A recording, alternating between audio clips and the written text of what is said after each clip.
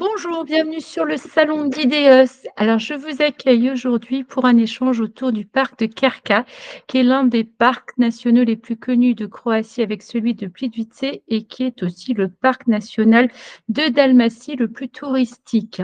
S'il est aussi touristique, c'est sûrement pour une bonne raison, hein. D'abord parce que normalement, sa beauté convainc beaucoup de voyageurs de faire un petit tour. Alors, pendant longtemps, le motif qui amenait les touristes, c'était vraiment la baignade dans le parc puisqu'on pouvait se baigner dans les chutes circulaires et c'était vraiment la sensation. Bon, il se trouve que depuis, 2021, ce n'est plus possible pour des motifs donc écologiques et de préservation de cet environnement qui, au bout d'un moment, était menacé parce qu'il y avait une telle affluence, surtout pendant la haute saison et l'usage des crèmes solaires et tout ça a fait qu'ils ont convenu qu'il fallait arrêter les dégâts et donc on ne peut plus se baigner. Ça ne signifie pas qu'on ne se baigne pas dans la rivière Karka, mais dans cette zone-là, en tout cas, c'est aujourd'hui totalement interdit. Alors ça a un avantage, c'est que ça libère quand même beaucoup, de monde parce qu'il y a ceux qui venaient pour ça et qui devaient faire 2 heures de queue pour accéder à la zone de la plage. Ça créait des embouteillages pas possibles. La passerelle était envahie de touristes en haute saison, c'était insupportable. Donc en soi, on y a gagné parce que, bah, les touristes, ils vont passer peut-être un temps plus raisonnable et ils vont mieux apprécier, le paysage qui leur est offert. Alors, la chute circulaire, c'est vraiment ce qui motive tout le monde, hein. Donc 100 des touristes vont le découvrir a priori et c'est très bien ainsi. Alors il se trouve que souvent on s'interroge s'il est plus pertinent d'aller à Kerka ou à Plivice parce qu'on a peut-être un problème budgétaire, hein, qu'il faut faire des choix et donc souvent aussi on va avoir comme réponse assez évidente que le parc de Plivice est incontestablement plus beau. Ça, les questions de beauté, c'est tout à fait personnel et il est évident que ce n'est pas pour rien qu'il y a plus d'1,5 million de visiteurs qui passent par Plivice chaque année. C'est un parc fantastique. En tout cas, moi, c'est le premier que j'ai visité quand je suis allée en Croatie en 96 et en effet, il m'a ébloui à l'époque et il m'éblouit à chaque fois que j'y vais, hein. C'est un parc où tout s'impose facilement, où les sentiers, finalement, sont assez clairs à suivre. Il n'y a pas beaucoup de questions à se poser. On n'a pas d'effort à faire et dans le fond, on va découvrir les lacs et la végétation, un peu la faune et donc la flore de ce parc et profiter des cascades et en prendre plein la vue, donc pas d'organisation à avoir.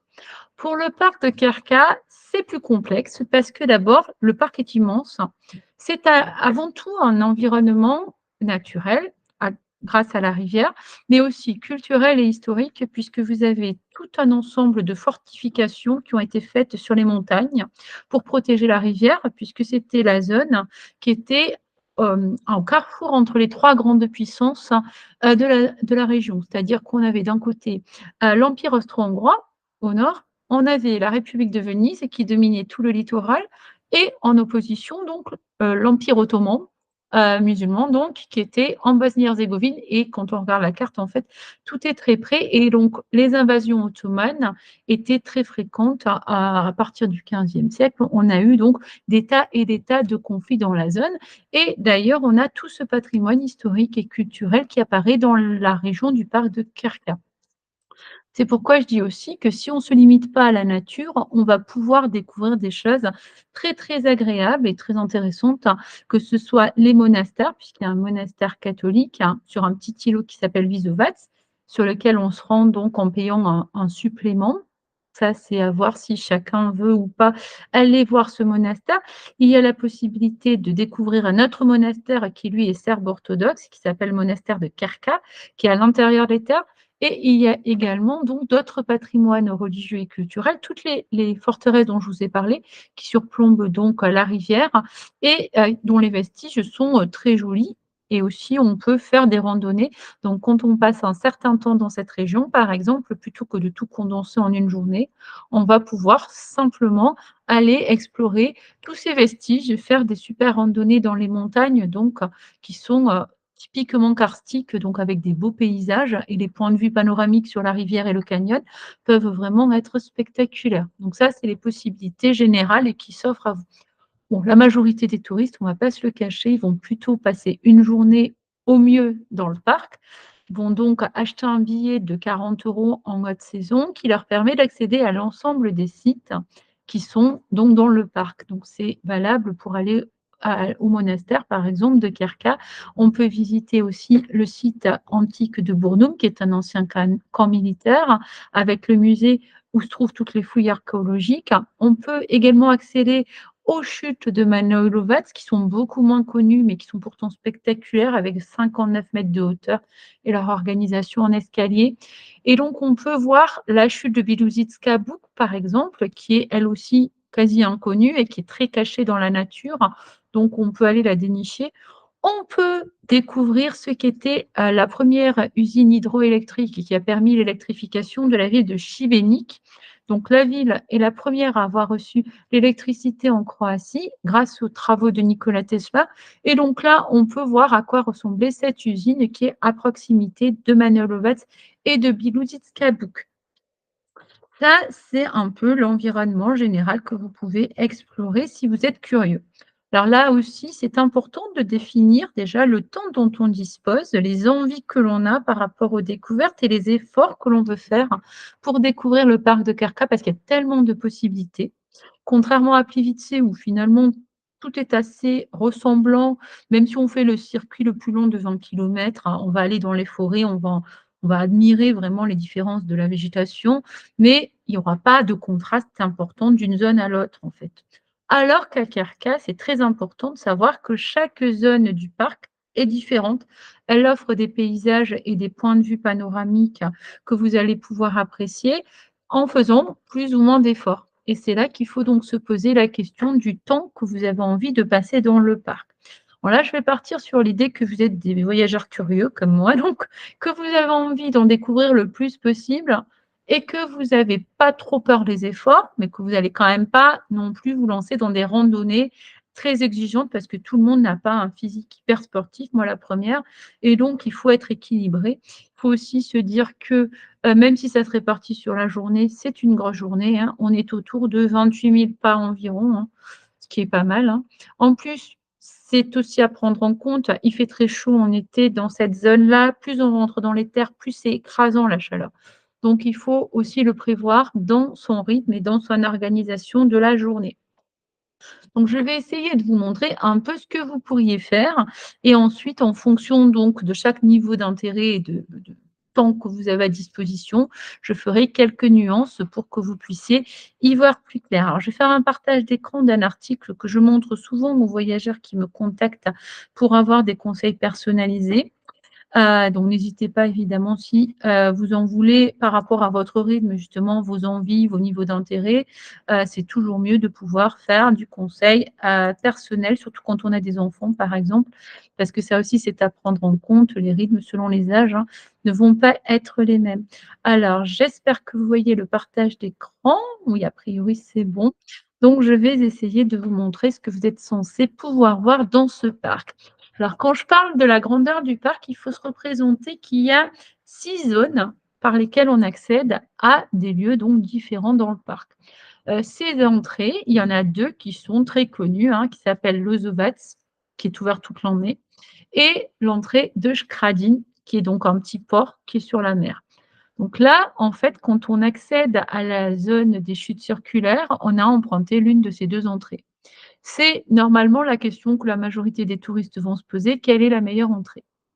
Bon, bah, là, je vais essayer d'y répondre plus tard dans l'échange, mais il faut se dire que l'intérêt, en fait, pour vous, c'est de savoir si vous avez envie ou pas d'emprunter un bateau pour vous rendre dans le parc et je vous montrerai un peu les différences entre les 2. Tout ce qu'il faut, en fait, garder à l'esprit, c'est que pour accéder à la chute circulaire, on va entrer soit par Skradin, soit par Lozovac. Ça signifie que les autres entrées, en fait, ne sont pas connectées les unes aux autres et qu'il faut donc aller d'une entrée jusqu'à l'autre avec un moyen de transport, impérativement une voiture.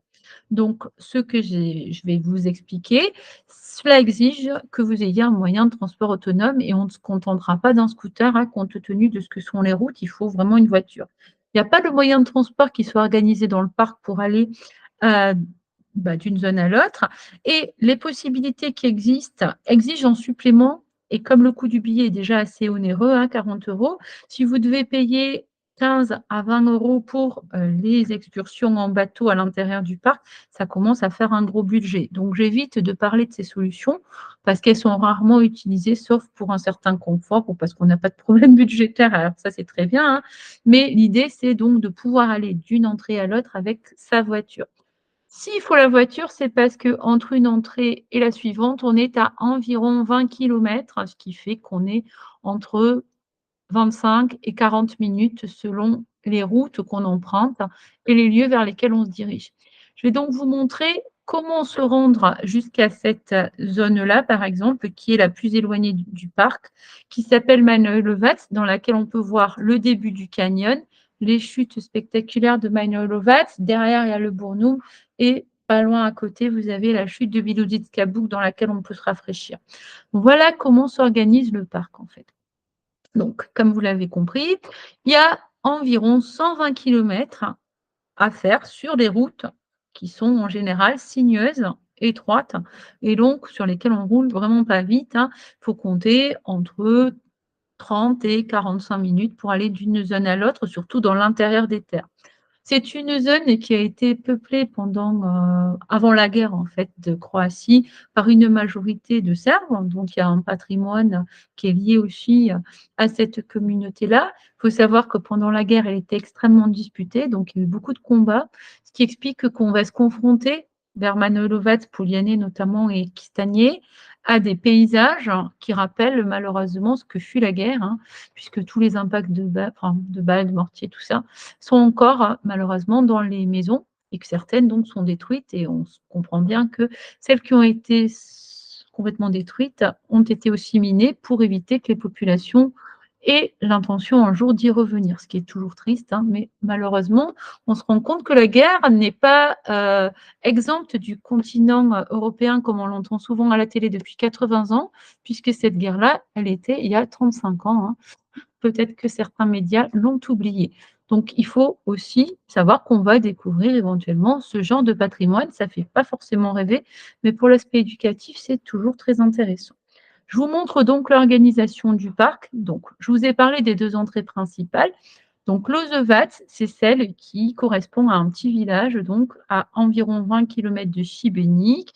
Donc c'est facile d'accès. L'intérêt de cette entrée est que vous pouvez ne pas avoir à payer le billet, le prix du parking, hein, c'est toujours ça, parce qu'à Skradin, le parking est payant.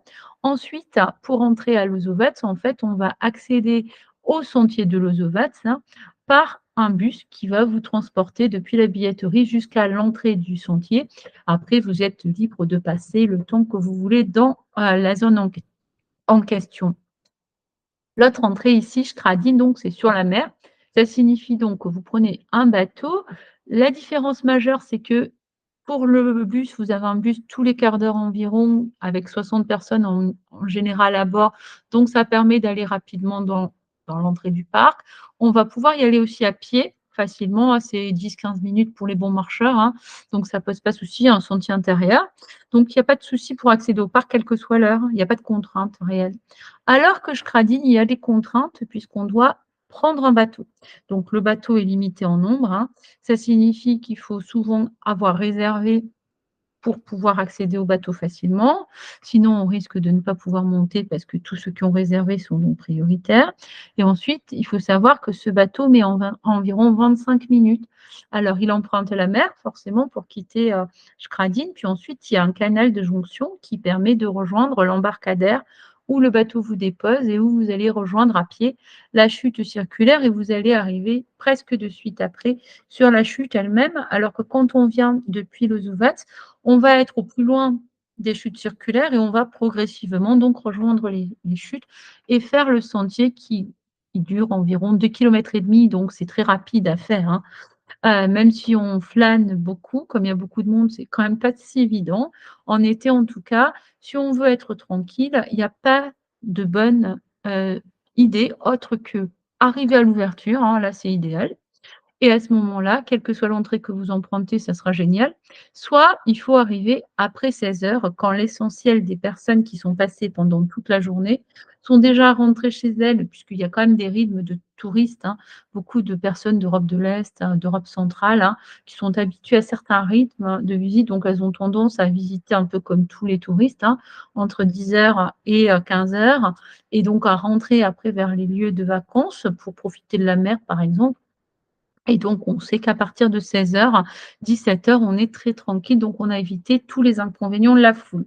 Ça tombe bien, comme on a besoin d'une journée entière pour découvrir le parc, vous allez pouvoir profiter de toute votre journée, donc dès 7:30 si possible, hein, 8:00, ça serait idéal, hein, pour aller de 8:00 à 16:00-17:00, donc à l'intérieur des autres entrées et ensuite revenir vers ces 2 entrées-là.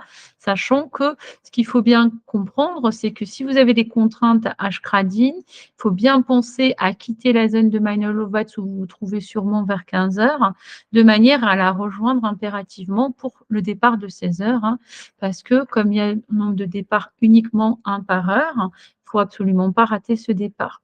Ça, c'est assez important à prendre en compte. Celui de 17:00, il est un peu tardif. Donc mieux vaut essayer d'être à celui de 16:00, donc ça contraint beaucoup plus. Si vous allez à Lozovatz, vous pouvez faire ce que vous voulez et arriver même plus tard, il y a pas de souci, jusqu'à la fermeture du parc. Finalement, vous allez pouvoir profiter, les journées étant très longues en été, hein, c'est super. Donc ça, à partir de juin jusqu'à mi-septembre, en tout cas, il faut garder ces conseils de base, hein. Donc ça, c'est pour, la zone du circuit-là.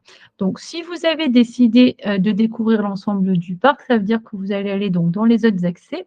Le troisième, le plus connu, s'appelle Roschkislap et l'intérêt de cette zone, c'est qu'on va trouver tout l'environnement rocheux, Roschki, hein, même si on ne comprend pas le croate, on se dit que ça doit ressembler à Rochereau, quelque part.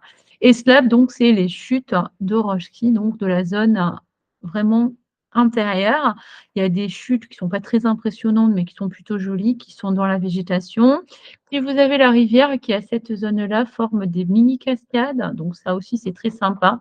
Il y a également un sentier, en fait, sentier dit pédagogique et éducatif, qui vous permet d'atteindre, après avoir grimpé beaucoup de marches, une grotte qui était occupée par les habitants à l'époque de Néandertal. Donc on peut visiter cette grotte, voir à quoi ressemblait la vie, puisqu'ils ont fait les reconstitutions. On peut voir les vues panoramiques sur les cascades, donc c'est magnifique. Il faut simplement consentir quelques efforts. Il faut grimper les 516 marches. Je vais vous montrer un peu à quoi ça ressemble, mais la vue est quand même superbe, donc normalement, on ne le regrette pas. Quand on a donc fait un peu le tour de Roche Kislap, il faut savoir que là, on se pose les questions les plus importantes qui organisent tout le reste de votre journée. Tout d'abord, je conseille de commencer par Roche-Kisla parce que c'est là que les efforts de randonnée sont les plus importants.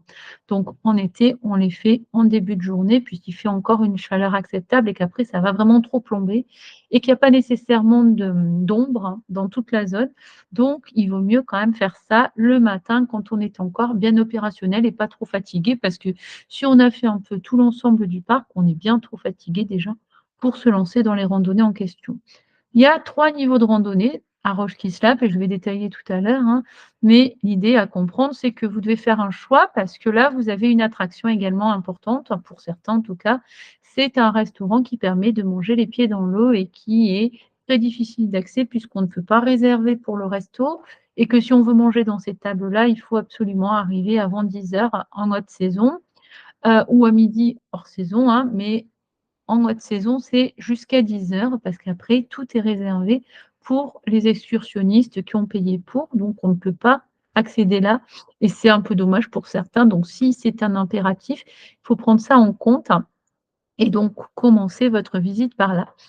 À côté de Roche Kislap, vous avez un autre accès, j'ai pas dit une entrée, hein, c'est bien un accès qui vous permet de découvrir le belvédère de Rogovo qui est aussi magnifique et que je vous recommande absolument.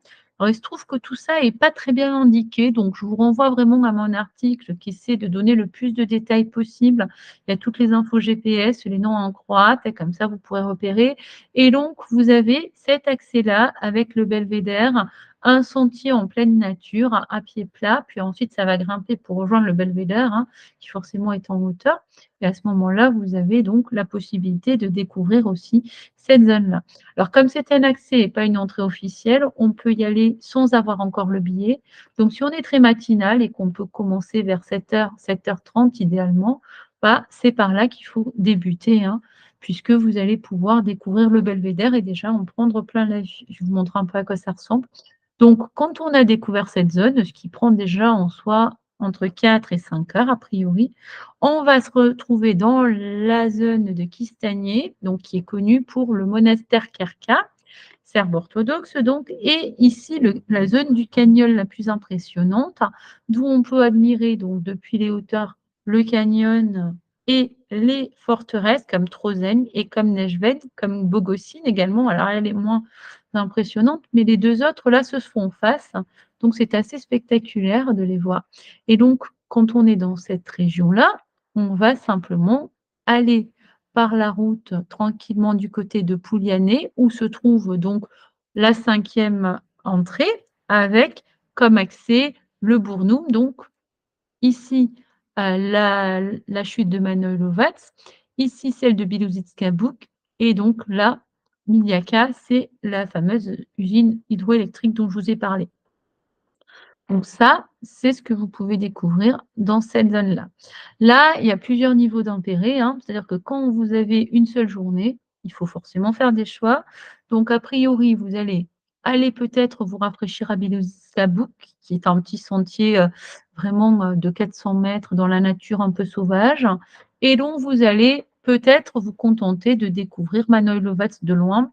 Ce qui est sympa depuis le belvédère, hein, il y a un point de vue panoramique, on voit un peu l'entrée du canyon, les chutes et donc on est déjà content de ce genre de paysage, hein. Et puis peut-être vous irez voir à quoi ressemble Bournou, mais ça ne prend pas nécessairement beaucoup de temps. C'est assez proche un site de l'autre, donc pas de souci. Mais là aussi, on prend la voiture à chaque fois pour aller de Manojlovac à Bournoum et de Bournoum à Bilouzitska-Bouk. Donc toujours, vous êtes amené à reprendre votre voiture pour aller d'une zone à l'autre du parc. Donc ça, c'est ce que vous pouvez découvrir ici et je vais vous montrer un peu en détail également ce que vous avez à voir. Ensuite, donc, quand vous êtes ici, l'objectif, c'est de revenir donc vers la zone de Lozovac ou de Skradin. Contrairement à ce que vous dira Google Maps en reprenant la même route, moi, je vous conseille de prendre la route antérieure ici, hein, de Pouliané, qui va vous amener par le canyon de Chicoleg, ici, qui est l'un des affluents de la rivière. Cette route intérieure est pas plus longue que de repartir vraiment par ici. Ensuite, vous verrez donc d'autres paysages. L'avantage, c'est que vous pourrez compléter la journée avec le canyon de Chicola, au moins pour les paysages, hein. Vous avez à proximité la forteresse de Klouchitsa qui, elle, se voit sans effort. Donc, vous pouvez aussi la découvrir, alors après la visite ou sur le chemin, hein, à vous de voir. Et donc, vous rejoignez Lozovac ou Skradin. Voilà en gros. Quand on a fait ce circuit complet, on est à 120-130 km en tout, donc c'est déjà quand même pas mal. Ça prend environ 2h30, 3 heures déjà de conduite. Et ça, c'est important à prendre en compte puisqu'il faut y ajouter tout le temps de visite dans chaque zone. C'est pourquoi une journée passe vraiment très vite. Bon, idéalement, si on peut vraiment prendre son temps, qu'on a envie de découvrir en profondeur, ce qu'il faut faire, c'est acheter la carte des amis de Kirka et pas le billet journalier. Comme ça, vous avez un accès pendant une année complète, illimité dans le parc. Déjà, l'intérêt, c'est que vous n'êtes pas obligé de vous presser, que vous allez pouvoir revenir et découvrir peut-être beaucoup mieux chacune des zones et sans vous fatiguer autant. Mais si ce n'est pas le choix que vous faites, vous allez acheter le billet donc de 40 € et essayer de voir le plus de choses possible et donc vous allez passer à peu près par tous ces lieux. Donc maintenant que vous avez compris, est-ce que déjà c'est assez clair pour vous en termes d'explication ou quelque chose est encore confus?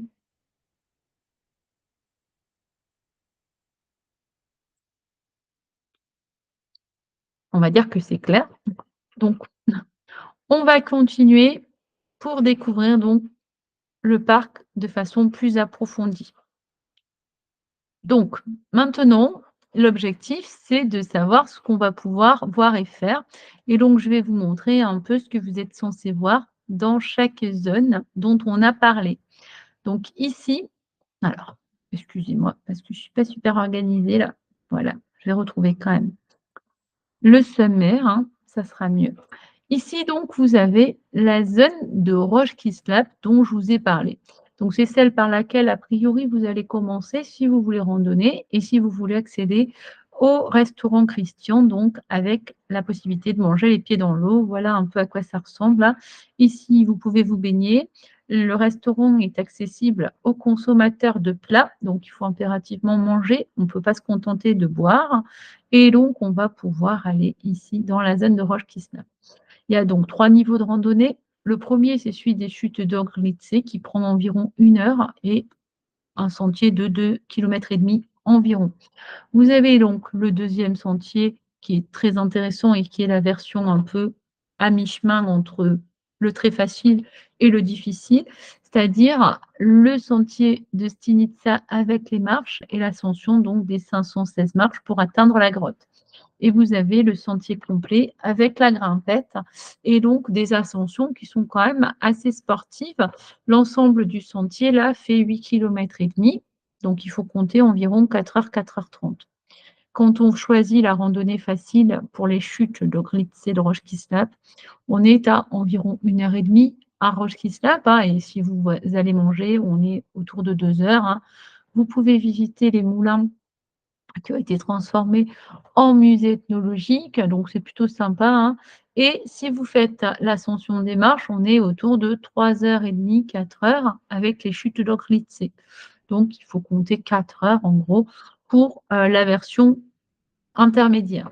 C'est donc pas négligeable, hein, puisqu'il faut déjà rejoindre la zone et faire ces 4 heures d'effort. Donc si vous décidez d'aller au belvédère de Rogovo, il faut compter donc environ 5 heures pour cet ensemble de zones, hein, Rogovo et Roche Kislap. Voilà un peu ce que vous pouvez voir du côté de Rogovo, hein, c'est la zone du bras de la rivière, hein, avec les paysages, les grands espaces, un aperçu du monastère sur lequel vous n'allez peut-être pas vous rendre, mais que vous allez quand même pouvoir voir, hein.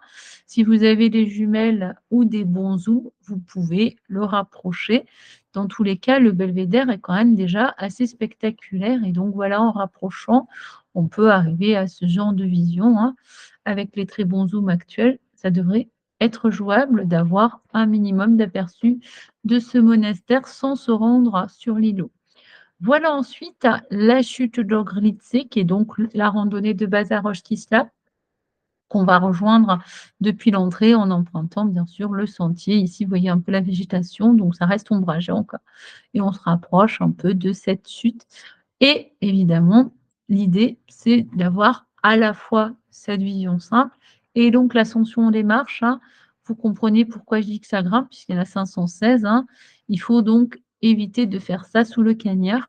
Donc ça, c'est un peu les paysages que vous allez pouvoir apercevoir quand vous aurez fait les efforts et donc vous avez la grotte évidemment que vous pouvez visiter. Donc je pense que vous justifierez que les efforts sont mérités. De toute façon, c'est une expérience, hein. On est dans de la randonnée, il y a un mélange de types de randonnée, c'est ce qui rend le parc aussi intéressant, plus ludique en tout cas que celui de Plivice où on fait un peu la même chose tout le temps dans le parc. Donc voilà un peu à quoi ça ressemble. Quand je vous dis que ça grimpe, vous voyez que sur ces sentiers-là sont quand même assez sportifs et les 8,5 km, on les sent bien, hein. C'est pour ça qu'on indique environ 4 heures, 4 heures 30 avec un niveau, modéré à difficile parce que si vous n'êtes pas habitué à la randonnée, vous allez quand même sentir dans les jambes, hein. Donc voilà un peu à quoi ça ressemble. Surtout, pensez bien à vous munir d'eau, hein, parce qu'il n'y a pas de point aménagé dans certaines zones ici. Donc il faut bien avoir toute son eau, bien aussi prévoir tout ce qui est casquette, parce que là, on sent la chaleur intensément. Donc une fois qu'on a découvert cette zone-là, on va se rendre tranquillement vers le monastère de Kirka pour découvrir, après avoir peut-être mangé donc chez Christian et avoir profité de ces tables-là, vous allez donc découvrir tout ce qui est monastère avec là l'héritage serbe orthodoxe du parc de Kirka. Et ça, c'est quelque chose que vous n'avez pas à Plivice du tout, hein, puisque c'est un parc strictement naturel. Le monastère, lui, est dans un environnement très bucolique. On est dans la campagne la plus reposante. Vous avez une zone de la rivière très calme. Vous pouvez aller vous balader tout autour, hein. Alors, le monastère est quand même assez caché. Il faut donc environ depuis Roche Kistap 30 à 45 minutes selon la route que vous empruntez. Voilà un peu le monastère avec la possibilité de visiter en été. C'est plutôt très joli. Bien sûr, je ne peux pas obliger les personnes qui ne sont pas curieuses ou qui n'ont pas envie de se cultiver, de s'intéresser à la culture religieuse des Serbes orthodoxes, hein. Maintenant, pour moi, c'est assez évident de faire une étape ici parce que cela reflète à toute la page d'histoire dont je vous ai parlé depuis l'occupation des Serbes, orthodoxes au XVe siècle. Donc dans cette région, ils se sont installés. Ils ont donc développé leur monastère, leur religion, hein, et c'est intéressant de comprendre ce que cela raconte aussi. Cette communauté religieuse avait été obligée de quitter pendant la guerre et est revenue donc en 98 pour justement se rappeler de ce qu'était, cet héritage-là historique et culturel. Donc si vous intéressez un minimum à ces aspects-là, vous devrez trouver la visite satisfaisante. Après, vous pouvez ne passer que 5 minutes et trouver que c'est même pas la peine d'y aller. Ça regarde chacun, hein. Personnellement, j'ai aucun problème avec aucune des religions, donc toutes m'intéressent et j'essaie de voir un peu ce qu'elles ont à me raconter. Voilà un peu l'environnement que vous pouvez avoir autour, du monastère. Donc c'est aussi un très joli coin et vous pouvez y pique-niquer éventuellement si vous n'avez pas mangé du côté de Roche Kislope, c'est possible. Quand vous allez quitter ce monastère, il est peu probable que vous puissiez faire autre chose à Kistianier puisque aller découvrir les forteresses est trop long par rapport au temps que vous avez dans la journée. Ça, c'est pour un autre jour éventuellement, hein, et si vous avez donc pris la direction de Pouliané, voilà à quoi vous allez vous attendre, hein. C'est-à-dire des grands espaces avec beaucoup de paysages à la fois très verts, rocheux et les contrastes de vert entre la végétation, la rivière, hein, et bien sûr toutes les chutes qui sont très impressionnantes. Donc comme je vous ai dit, 59 mètres de hauteur, la rivière en fait qui va descendre en escalier. Donc là, on a 2 zones de chute et il faut savoir qu'aujourd'hui, l'intérêt, c'est qu'on n'est pas obligé d'admirer ça de loin avec le belvédère. On peut aller directement au pied des chutes et c'est sacrément impressionnant parce que le débit est spectaculaire, l'eau est tonitruante.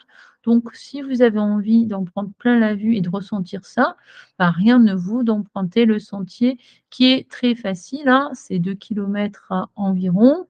Alors certes, pour la remontée, c'est un peu plus délicat, mais normalement, c'est vraiment une formalité de pouvoir se rendre au pied des chutes et on va être impressionné, hein.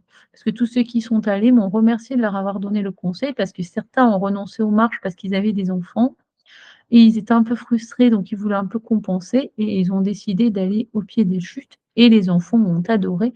Bien sûr, on ne se baigne pas, hein, c'est trop dangereux, mais vous pouvez aller donc au plus près des chutes et c'est déjà ça. Là, vous avez le point de vue panoramique avec les longues vues et si vous voulez voir à quoi ressemble Majnolovac en restant à distance, cela ressemblera à peu près à ça. Donc là, on est dans la zone de Manojlovac. Je vous ai parlé de Bilouzitska Buk qui vous permet évidemment, éventuellement, de vous rafraîchir, même s'il y a des panneaux qui montrent l'interdiction de baignade. Il faut savoir que le rafraîchissement est toléré. Parce qu'il y a une différence entre la baignade qu'il y avait, dans le parc au niveau de la chute circulaire et là, un rafraîchissement dans la rivière. La rivière en ayant vu d'autres, heureusement, depuis qu'elle existe, donc elle n'est pas non plus, menacée si on se rafraîchit, hein. Donc là, vous avez la chute de 22 mètres de hauteur qui est aussi assez, puissante, hein, et à côté, vous aurez la zone de Miliaka pour voir l'usine hydroélectrique. Donc ça, c'est un environnement qu'il faut aller dénicher parce que mal indiqué. Là aussi, ben, vous allez y passer un certain temps, peut-être entre 30 minutes et 1 heure selon, les rythmes, hein, et vous allez stationner votre véhicule à proximité, emprunter le sentier, rejoindre la chute, donc en profiter. C'est vraiment lié au rythme de chacun, donc encore une fois, je reste dans le très générique pour les conseils. Ici, vous avez, la zone de Bournoum, hein, avec le camp militaire et à côté, le musée qu'on peut visiter. Alors à noter aussi que, au milieu du mois d'août, il y a les journées de Bournoum qui permettent de découvrir toute la vie du camp militaire. Donc il y a des reconstitutions historiques de combats, de la vie quotidienne, donc ça peut être sympa, hein. Les enfants aiment beaucoup parce qu'il y a des ateliers maquillage pour les reconstitutions, on peut se déguiser, il y a des dégustations de produits locaux, c'est très sympa. Il y a aussi des spectacles musicaux et puis donc tous les reconstitutions, surtout en fin de journée, c'est très chouette. Donc là, quand vous avez terminé cette zone-là, il vous reste qu'à découvrir le clou du spectacle, donc la chute de Skradinski Buk et comme vous l'avez compris, si vous venez de Skradin, vous allez donc garer votre voiture dans le village, prendre le bateau et emprunter ce canal donc qui vous amène au sentier de Lozovac qui lui est complètement balisé, hein, avec toute la végétation, les petits ruisseaux, les petites cascades, hein, toute la végétation typique de la rivière et donc ici, vous avez l'ancienne zone de plage, hein.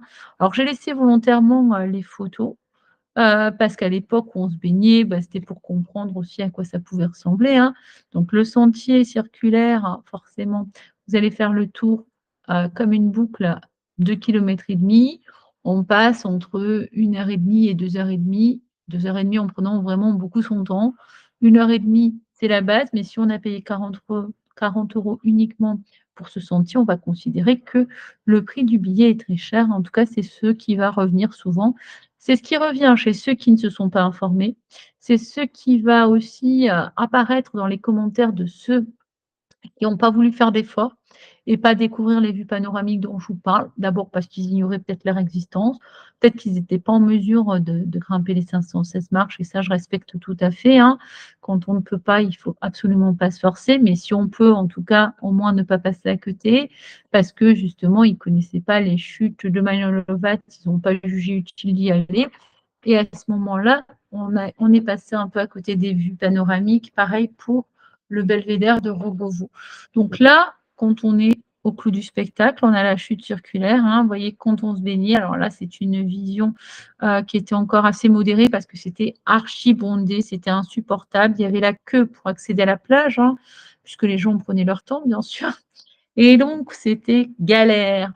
On voulait, éviter, le nombre de touristes trop important. Donc la question qui était souvent posée, en tout cas celle qu'on me posait jusqu'en 2019, 2020, c'était comment éviter les touristes à Kirka? Bah, il y a pas de bonne réponse, si ce n'est donc à 8 heures et 9 heures pour les accès ou donc après 16 heures. C'était déjà beaucoup plus raisonnable et sinon, on subissait donc cette attente et surtout tout le monde qui était sur la plateforme pour faire les selfies, les photos, hein.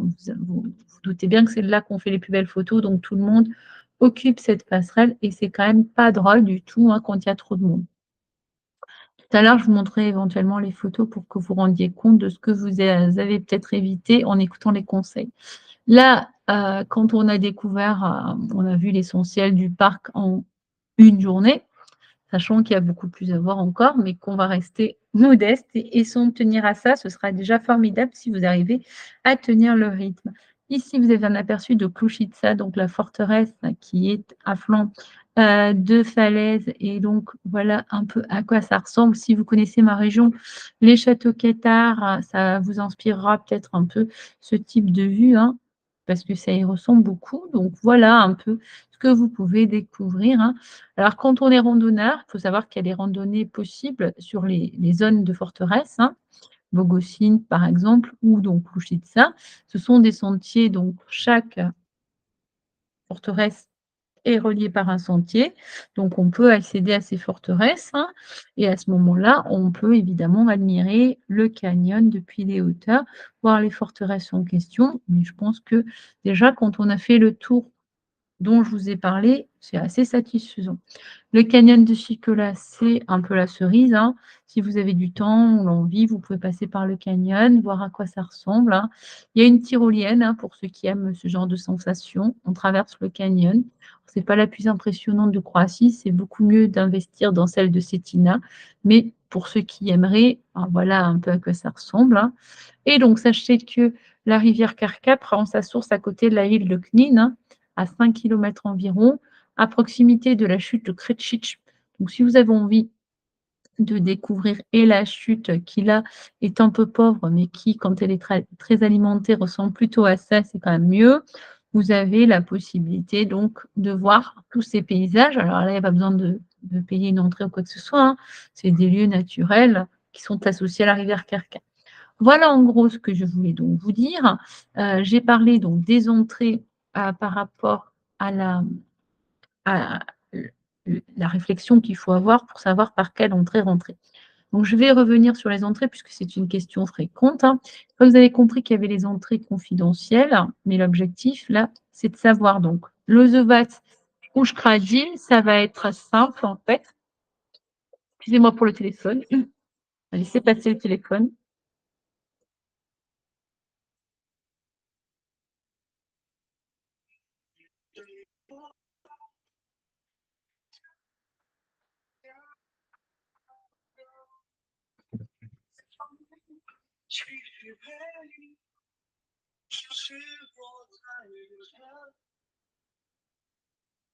Excusez-moi encore parce que c'est un peu long, mais je n'avais pas prévu l'appel. Donc je voulais donc vous parler des entrées. Donc si vous avez la question encore en réflexion, faut-il choisir l'Ozobat ou Schradin? L'important est de se demander le niveau de contrainte qu'on veut accepter. Aujourd'hui, si vous décidez de réserver votre billet en ligne, ce qui est probable, hein, parce que vous voulez faciliter les choses, vous allez être contraint systématiquement puisqu'il faut choisir une heure d'entrée et une heure de sortie. Moi, je ne suis pas du tout favorable à ça, hein. Comme je le dis toujours, il n'y a pas d'obligation de réserver à l'avance. Donc, c'est pas comme Appli Vite C où ils le demandent. Il y a toujours des billets donc. On peut rentrer sans problème quand on commence par, la zone de Roche-Kislap, et bah, pas de souci, ils proposent, le billet, de tous les sites et vous n'avez pas à choisir l'heure d'entrée, l'heure de sortie. C'est quand même plus pratique parce que comme on ne sait pas le temps qu'on va passer à visiter toutes les zones, c'est quand même, absurde de se bloquer là-dessus. Donc si vous choisissez de réserver, c'est très contraignant. Vous allez choisir donc l'heure d'entrée et on va vous obliger à rester souvent 1h30, hein, aujourd'hui, puisqu'on vous propose la sortie 1h30 après. Alors pour le bateau, c'est d'autant plus important que autant pour le bus, bah, rien ne vous oblige à le prendre, hein, vous pouvez rester dans le parc, autant pour le bateau, en fait, il faut bien sûr le prendre, il n'y a pas d'autre sortie puisqu'on ne peut pas rejoindre à pied Schradine, hein. Donc on est amené forcément à se poser la question des contraintes qu'on accepte et là, on est en plein dans les contraintes justement en été. Donc si vous ne réservez pas, ce qui est le mieux, ben, vous commencez par Rochekislab et vous achetez sur place à la billetterie donc, elle ouvre à partir de 8 heures, donc pas de souci, hein, normalement vous ne devriez pas arriver beaucoup plus tôt et à ce moment-là, il n'y a pas de queue, hein, parce que comme vous le savez, Rochekislab, c'est déjà une entrée moins connue, donc vous n'allez pas avoir l'affluence que vous pouvez voir sur certaines photos. Je voulais aussi en revenir donc aux entrées par rapport à les 2 entrées principales, hein. Là, je vous explique donc s'il faut réserver ou pas, hein. Je vous ai donc expliqué en gros mon point de vue. Après, libre à vous de réserver à ce moment-là, de vous en tenir autant que vous aurez dans le parc. Ça va donc avoir un impact sur tout le reste de votre journée, hein. Parce que si vous devez vous retrouver à monter les marches de Roskilde en pleine chaleur, ça sera quand même pas agréable et vous allez rater automatiquement le restaurant si ça vous intéresse d'aller dans le resto parce que ce n'est pas possible, d'être, d'abord à Lozevatz ou à Ashkradin et ensuite de rejoindre Roche-Kislab dans les délais nécessaires pour que ça rentre tout. Donc voilà en gros ce que je voulais vous répéter. Ensuite, donc, vous allez faire la queue ici pour prendre le bateau, vous voyez, et là, vous avez les queues pour prendre le bus. C'est-à-dire que le bus est moins problématique parce que déjà, ils en mettent plusieurs si nécessaire et ensuite, il y en a quand même beaucoup plus, donc là aussi, les contraintes sont quand même plus limitées. Ensuite donc, si vous avez décidé, de choisir l'une ou l'autre des zones, vous n'avez pas de problème pour les autres entrées puisque du moment que vous avez le billet, vous pouvez accéder à chacune pendant toute la journée où vous avez donc, ce billet, il dure 24 heures, hein. En fait, en réalité, c'est d'une journée. C'est-à-dire que quand vous l'avez acheté à 8 heures, c'est pas jusqu'à 8 heures le lendemain. C'est vraiment 8 heures jusqu'à 20 heures la fermeture. C'est-à-dire que vous devez faire en sorte que tout rentre jusqu'à ce que vous soyez soit obligé de quitter le parc parce qu'il ferme, soit parce que vous avez estimé que vous avez fait le tour, hein. Et là, c'est une réalité que la fréquentation touristique en haute saison peut être quand même très importante. Le prix donc du billet en haute saison, c'est 40 €. Il y a un tarif pour les étudiants, il faut montrer la carte d'étudiant. Pour les enfants également, hein, et donc c'est 7 ans en révolu. Donc ça, après si votre enfant a 7 ans, bah, vous pouvez quand même essayer de tenter, qu'il ne vous demande pas la carte d'identité parce que souvent elles ne le font pas. De 6 ans à 7 ans, il y a quand même pas une différence très importante d'apparence qui ferait qu'on doute. Donc s'il peut passer sans payer, vous pouvez toujours essayer, hein. C'est pas que je veuille profiter du parc, mais d'une certaine manière, c'est vrai que ça reste jouable et puis on sait qu'ils sont pas très attentifs à vérifier tout ça, donc rien ne vous empêche. De toute façon, vous pouvez considérer que c'était 7 ans et que vous n'avez pas compris que c'était 7 ans, l'année des 7 ans, hein, puisque ce n'est pas précisé très clairement non plus. Voilà en gros. Prenez bien le billet donc de 40 € puisque le billet de 20 € que vous voyez ici, Roche qui c'est celui qui vous permet d'aller uniquement à Roche qui Kistagné, Monastère de Kerka, Bournoum et Pouliané. Donc là, il y a des personnes qui demandent quel billet acheter. En fait, il y a pas de question à se poser. Vous voulez voir les chutes circulaires, vous devez payer 40 € en haute saison. Et si on est en basse saison, on est à 20 €, ce qui est quand même très, très appréciable. En effet, comme différence, donc je vous invite tous à réfléchir à la saison à laquelle vous découvrez la Croatie et vous verrez que en au printemps et à la fin donc, de l'été, mais surtout donc, au début de l'automne, vous avez quand même des avantages en termes économiques. On s'y retrouve à tout niveau et le budget va parfois du simple au double, hein, surtout pour les attractions comme celle-là. Voilà en gros tout ce que je voulais vous dire. Je crois que j'ai fait le tour. Alors comme il y a personne qui est resté, bah, je ne vais pas dire que je vous remercie de votre intérêt et de votre patience, puisque vous n'êtes pas là pour poser des questions. Bah, écoutez, je vous remercie quand même pour ceux qui écouteront le podcast après sa diffusion. Si vous voulez prendre rendez-vous pour un entretien personnalisé, bah, n'hésitez pas, j'essaierai de mon mieux de répondre à vos questions et de vous proposer quelque chose, d'un peu plus donc personnel forcément lié à vos envies et vos besoins. Merci encore et à bientôt sur IDEOS.